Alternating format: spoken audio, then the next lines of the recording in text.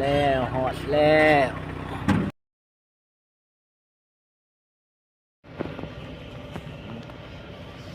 ตอนนี้กาสีลงซื้อข้าวซื้อน้ำก่อนพี่น้องเลยอยู่ข้าวที่น้ำแล้วมาฮอตเซโนแล้วโอ้ป้ารู้จักอยู่นี่โอ้ข้าวได้อีกรู้จักเลย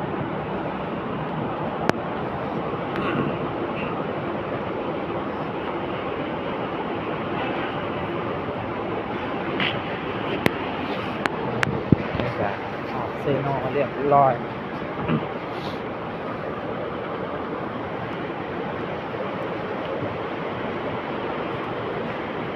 ไปซื้ออาหารดูใช่ซื้อข้าวซื้อน้ำก่อนกินข้าวอยู่รถพุ่นแหละ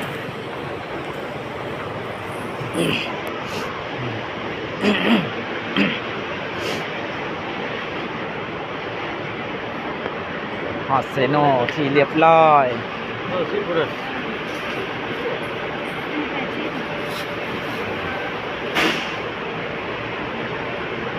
มีแจวบ่แม่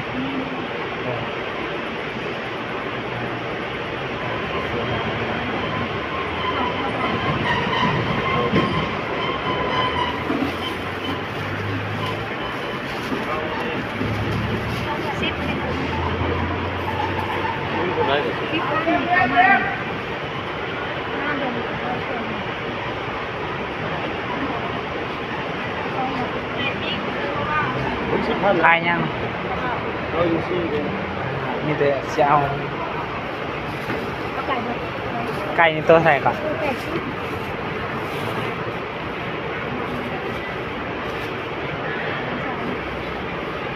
ไก่ลาดบ่นี่เอาเจลเอาข้าวนี่ได้ฮะข้าวนี่ทุ่งเท่าไหร่วะ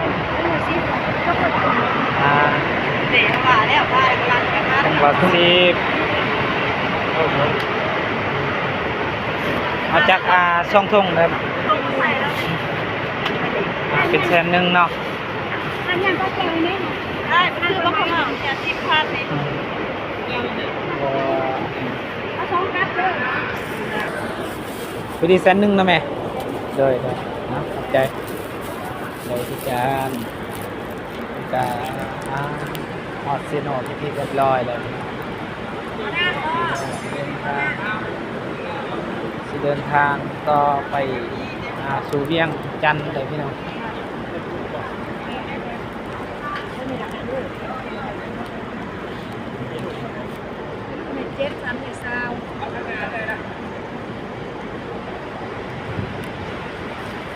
เงินเท่าไรไข่7,000 3,000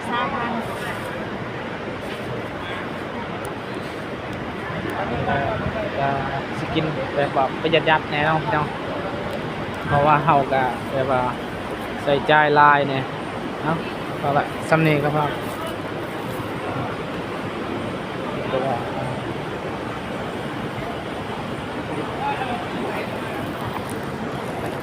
น้องดาวเพิ่นก็อยู่ในรถเพิ่นแหละแต่ว่าเพิ่นก็คาน้องนุชดาเนี่ยก็เลยแบบลงบ่ได้มีแต่ว่าสิซื้อข้าวซื้อน้ำแล้วก็สิเกินไปเนาะวันนี้เฮาก็สิขึ้นรถแล้วก็เป็นแสนหนึ่งแล้วเจ้าโดนแล้วบ่ได้กินปิ้งไก่เซโนมาเซโนก็ต้องได้กินปิ้งไก่เด้อพี่น้อง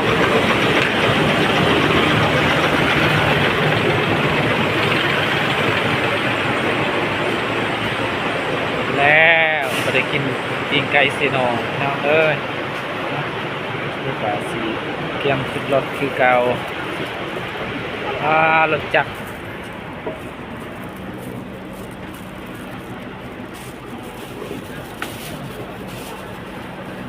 ก็นั่งใส่นั่งเตียนไหนก็ได้กันน้องเดี๋ยวเอาอันนี้เด็กคนนี้คนเลยนอนเลยว่ะ จะเอสบายดี นี่หืม ส้ม มันยังเกาะ ส้ม เฮ็ดหยังสมเดี๋ยวจะกินชมแล้วเมารถแล้วบัดนี้เบิ่งเอาสิไปซื้อก่อนเอาจำนี่ปิ้งไก่เซโน่นี่80,000เอ้ากะปิ้งหนึ่งหัวลายเนี่ยแหละเป็นไม่ที่ซื้อส้มให้เจ้านี่เจ้าไว้เมารถเอานี่เอาไว้เกือบคันนี้เด้อใส่เกือบเจ้าเลยบ่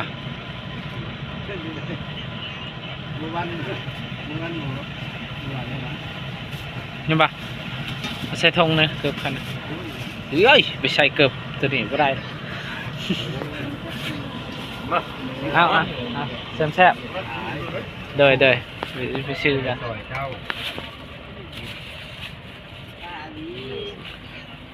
ไปพี่น้องนี่สิซื้อส้มให้น้องดาวกัน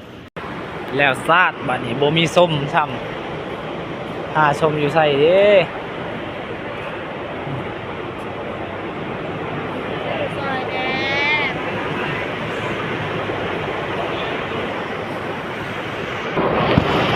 ซื้อส้มกับบ่ได้ซ้ำพี่น้องเพราะว่าบ่มีอยู่นี่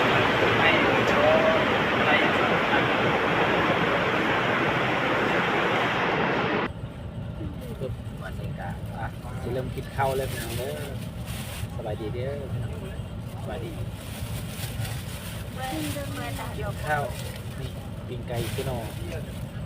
มาซิโนก็ต้องได้กินปิ้งไก่ซิโนเพราะว่าโดนแรกเราไม่ได้กินปิ้งไก่ซิโนกินแบบกินอยู่รถเลยพี่น้องเพราะว่ายานขึ้นไปปะแน่นึ่งมากับบุมีไปเอาลูกมันก็นอนแล้วคนหน่อยนอนมีแต่ว่ากินแบบนี้แหละกินอยู่รถได้กัน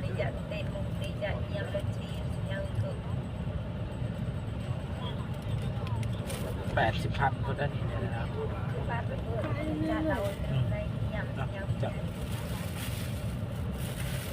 ดูสิปะยี่ใส่เลยตัวนี้นะทอดกระเทียม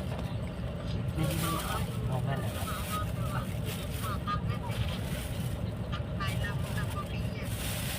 นี่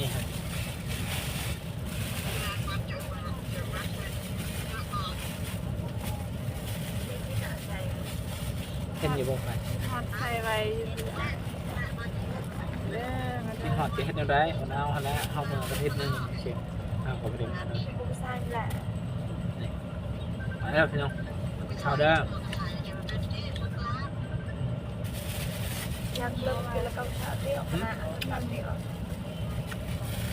เงิน นั่นแหละจุด อาดาใช่เอาโดนแล้วไม่ได้กินปิ้งไก่เชียวจัดครับ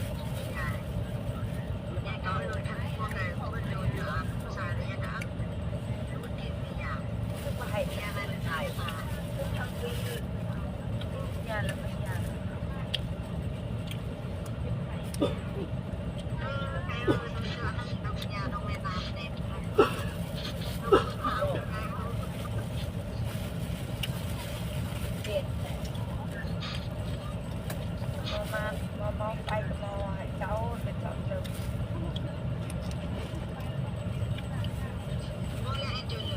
ไปก็มอง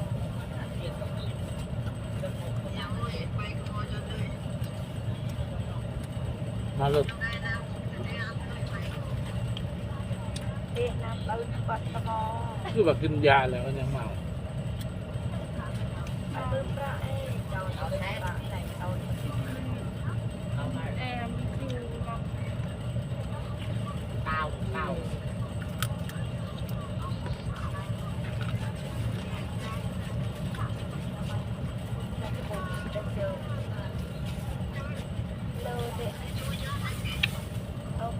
มาจบ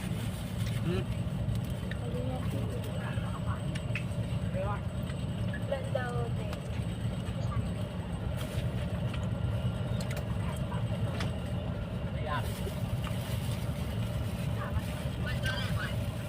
ดูเข่า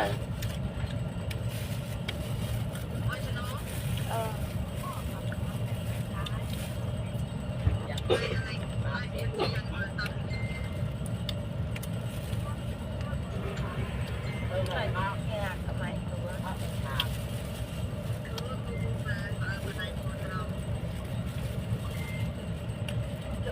นแบบเป็นยัดๆหอมเอิญมาละ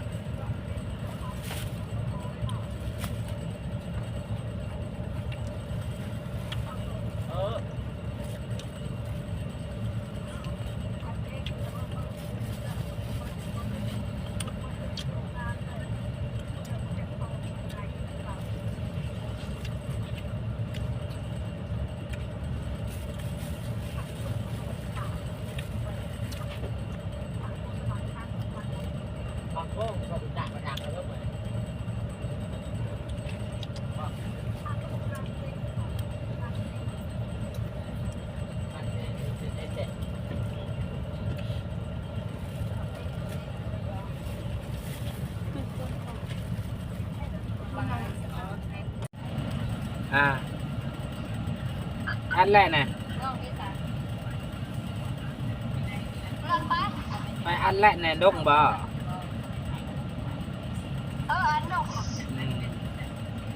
สบาย FC บ้างลูก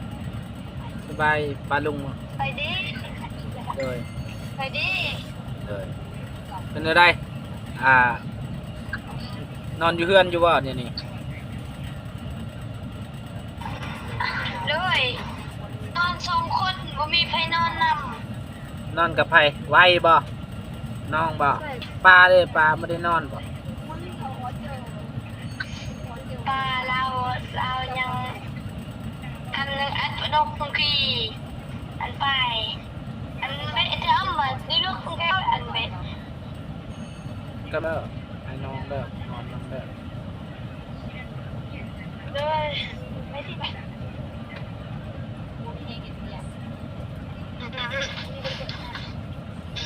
ก็เชโนเจอชนวนน่ะจะเดาไอ้บันน่ะมันก็เชโนปีอะไรแม่นกินปิ้งไก่เชโนฮอตเชโนแล้วกินปิ้งไก่เชโนแหละใจเป็นยังไงฮะแม่นกินข้าวแล้วก็โทรหาเจ้า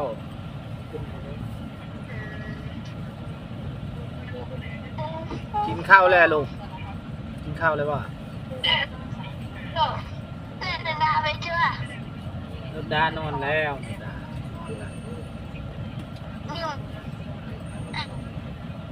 ดาเลยกินฮอตรถดาป่ะ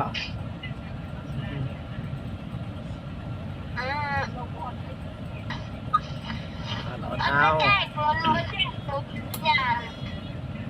อยู่ในเฮาเนี่ยมีสัญญาณเงินเน็ตแกสมัครแล้ว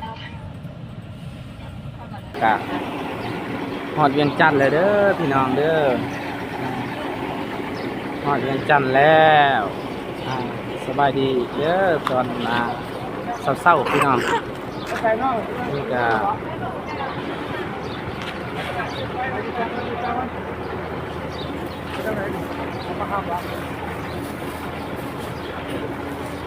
5 โมงพี่น้องเศร้าๆฮอดคิวรถแล้วพี่น้อง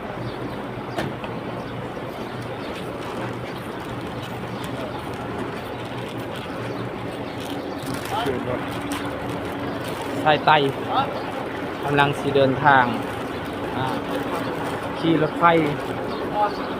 แล้วสิต่อลงอยู่โรงพยาบาลหลังจากฮอดโรงพยาบาลแล้วก็ยังสิขี่ต่อรถเมล์ต่ออีกไปฮอดดูน้องเที่ยวด้นละ ยังเดินทางอีกจากมื้อหนึ่งกับบางเทื่อกับคันว่ามันเดินทางไวก็คือสิฮอดคันว่ารถช้าก็คือสิบ่ฮอดนี่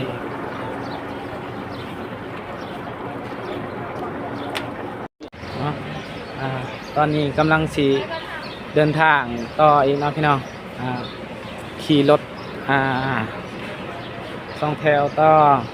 ว่าสิอ่าสิไปหาสถานีรถไฟเนาะพี่น้องตอนนี้ก็สิต่อรถอีก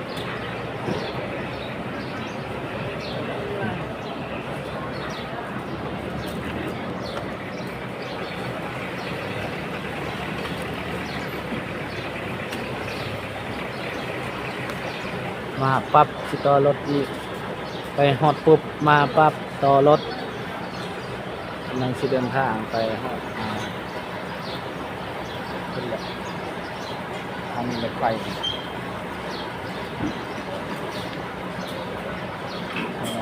ไปนั่นอายเพิ่นเคยไปอยู่เข้าก็ยังไม่ได้เคยไปจังซี่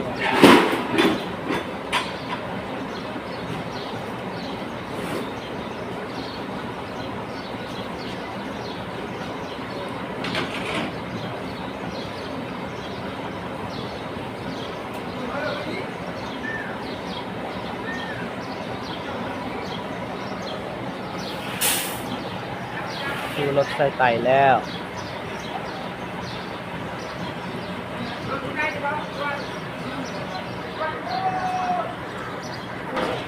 นี่คนน้อยสวัสดีลูก ไปดิ ที่หมดก็เป็นหมดบรรยากาศกะสีหนาวๆเนี่ยเนี่ยมัน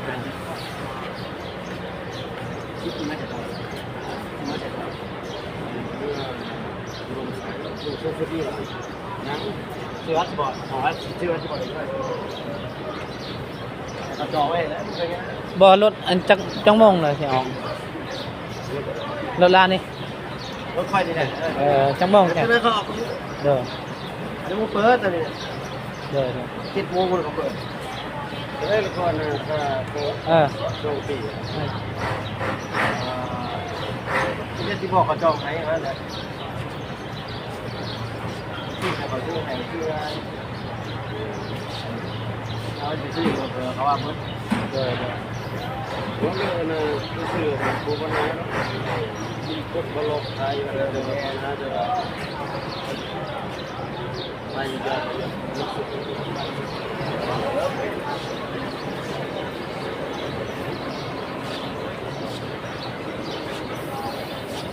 เอาตอนนี้ก็กำลังเดินทางแล้วรถไฟ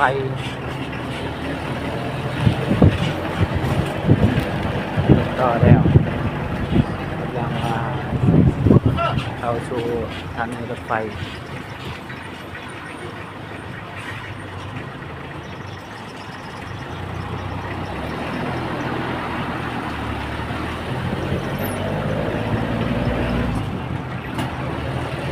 เราบุญตรงกับครั้งแรกเลย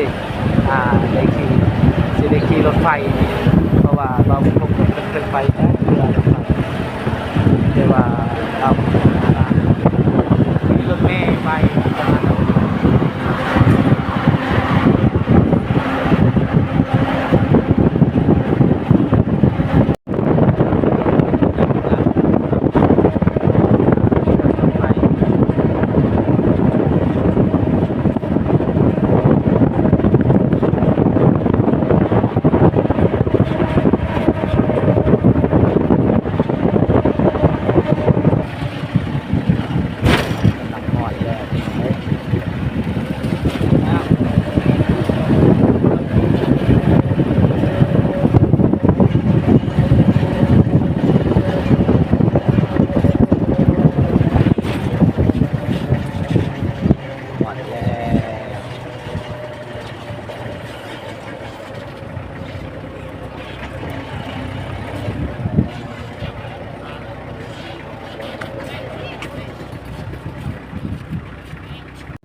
ตอนนี้ก็ฮอดสถานีรถไฟบนที่จองเอาปีก่อนฮอดนครหลวงเวียงจันทน์